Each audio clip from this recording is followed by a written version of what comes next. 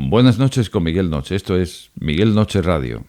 Aquí estamos un día más y ¿qué podríamos hacer en una tarde de sábado mejor que tomar un café con unos amigos?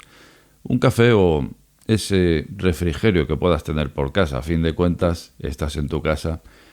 Y qué mejor cuando nos juntamos unos amigos para hablar de nuestras, vamos a decir, marcianadas, que hacerlo, pues eso, tomando un delicioso café, vaya usted a saber qué cosa. Miguel Noche Radio.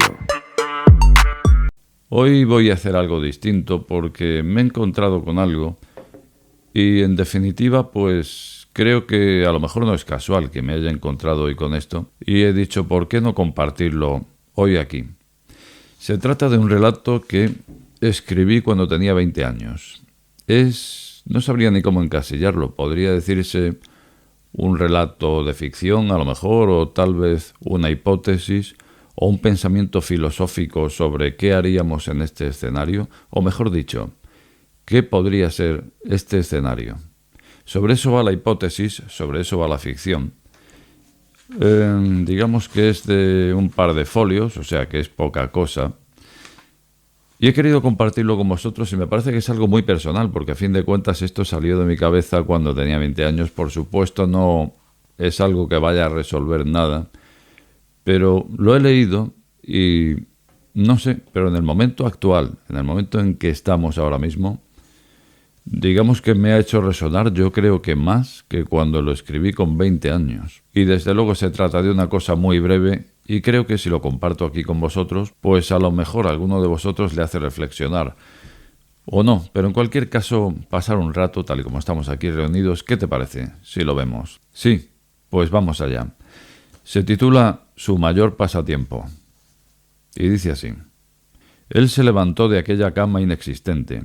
Se aseó y más tarde asimiló algunos componentes de su entorno que más tarde digeriría. Tenía la mente muy despejada y se dio cuenta de que le apetecía distraerse un rato con aquel jueguecillo que levitaba en un rincón de su hogar. Quizá fuera su pasatiempo favorito, o por lo menos la cosa a la que más cariño tenía de todas las que había inventado. Recordó con claridad el día que, casualmente, él mismo lo construyó. Ese día, como otros muchos, consiguió una total relajación, hasta llegar a la extraña dimensión en la que ya había estado más veces. Notó cómo era el único dueño de sí mismo, al tiempo que se sentía absolutamente compacto, de una pieza. Todo su cuerpo era su mente, y toda ésta era él mismo. En ese momento decidió concentrar experimentalmente toda la energía de que disponía en un solo punto, ¿por qué no?, en un átomo. Dirigió su mirada hacia aquel rincón, y visualizó en su mente el átomo que le pareció adecuado. En un diminuto espacio de tiempo consiguió enviar a aquel átomo toda su energía, toda su fuerza compacta en un explosivo impulso ultranormal. Al momento, contempló cómo aquel átomo se transformaba en una visible bola de fuego, la cual cobraba más y más tamaño por momentos, hasta explotar finalmente, impregnando de forma brutal su entorno de pequeñísimas partículas de sí misma, las cuales, centelleantes, comenzaron a formar pequeños grupos a la vez que continuaban desplazándose en círculos a impresionantes velocidades, momento en el que él decidió poner un límite al espacio que este ya gran conjunto de lucecillas ocupaba. Cuando lo hizo, se quedó observando asombrosamente aquella extraña esfera de color celeste que contenía una infinidad de descontrolados y minúsculos cuerpos luminosos que corrían de un extremo a otro de la misma. A partir de ese día, cada vez que él tenía un momento libre lo dedicaba a observar su esfera celeste, como él la definía. A medida que pasó el tiempo se fue dando cuenta de que tenía una fuerte influencia sobre ella. Por ejemplo, aunque aquellos cuerpecillos luminosos se desplazaban a una velocidad incalculable, él solo tenía que retener la imagen de un par de ellos y a continuación estos mismos colisionaban entre sí, al igual que cuando él preveía una colisión podía evitarla con un leve esfuerzo. Más o menos vamos por la mitad. También examinó cómo desde el primer día los cuerpecillos no se desplazaban independientemente, sino en grupos, pero de una forma muy extraña. Era como si de cada pequeño grupo hubiese un cuerpecillo que atrajese al resto de éste, haciéndoles rotar en su entorno. También otro día se dio cuenta que, aunque raras veces colisionaban unos grupos con otros, en otra parte de la esfera aparecían nuevos cuerpecillos que él sabía que acababan de empezar a existir. Toda esta serie de detalles le hicieron pensar que dentro de aquello había algo más que lucecillas.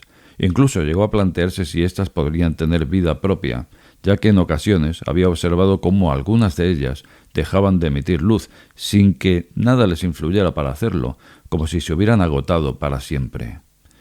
Tras recordar todo esto, se dirigió hacia el rincón y comenzó una vez más a examinarlas. Esto era algo que podía atraer su atención durante un largo espacio de tiempo, no solo por el hecho de observarlas, sino porque al participar él mismo en aquel itinerario sin fin, conseguía introducirse tan profundamente en aquella esfera que creía saber en todo momento cuántas lucecillas había en su interior, incluso aunque su número variaba constantemente. Al rato de observarlas, percibí una extraña sensación. Se estaba comunicando con uno de aquellos cuerpecillos. Se concentró intensamente hasta que pudo verlo. No era un cuerpo luminoso, y de él salían unas ondas.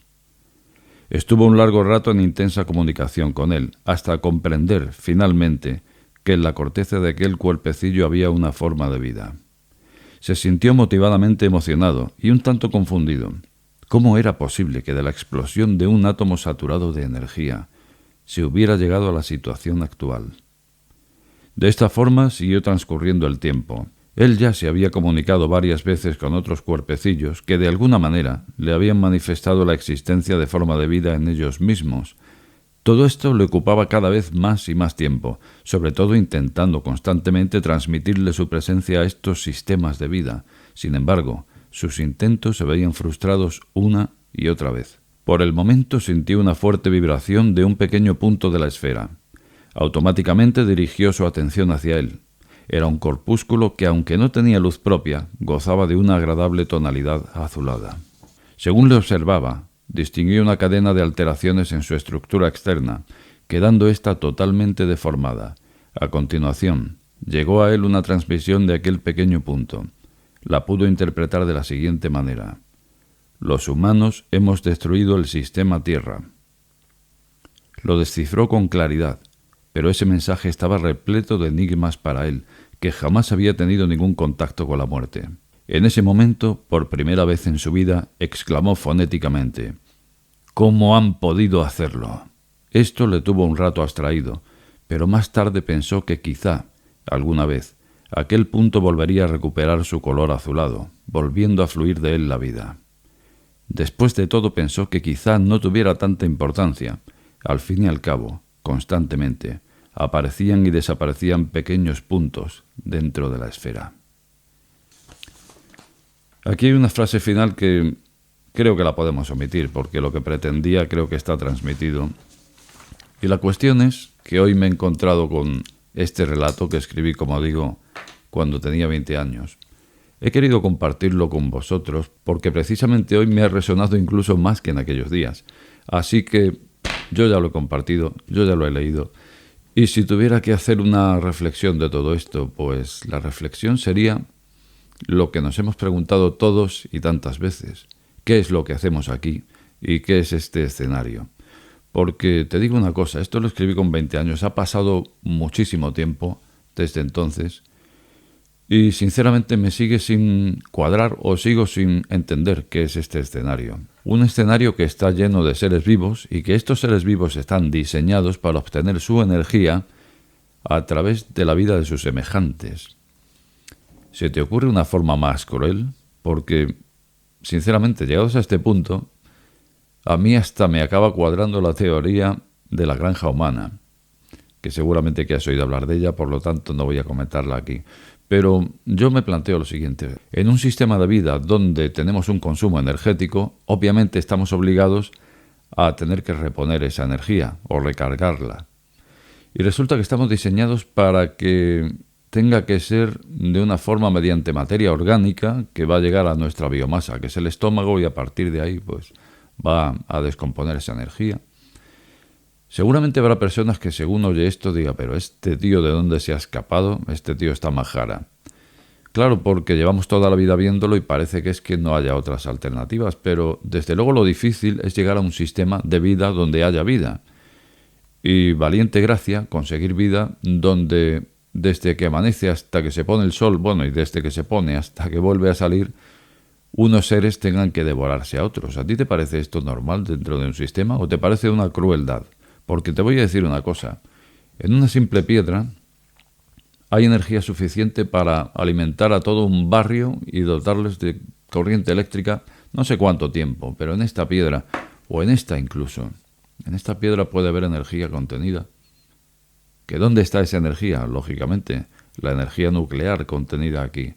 Esto está repleto de átomos que están compactados conformando esta piedra. Y a fin de cuentas, están agrupados esos átomos mediante la energía nuclear fuerte y débil. Esa energía nuclear es suficiente como para alimentar a un barrio entero, lo que tengo aquí en la mano. Había sido muy complicado dotarnos de un sistema de alimentación donde con una simple piedrecita como esta tuvieras energía para un par de días. ¿De verdad? ¿Hubiera sido tan complicado? Yo no lo sé porque yo no diseño seres vivos, pero he querido compartir esto con vosotros aquí hoy. Ha caído en mis manos después de tantos años y sencillamente lo hemos hecho. Por lo demás, a lo mejor es una marcianada, pero ¿dónde mejor para compartirla que aquí? Como de costumbre te invito a dejar tu opinión más abajo y también decirte que si acabas de llegar a este canal, no te suscribas o suscríbete. Al final, la última palabra la tienes tú. Buenas noches con Miguel Noche.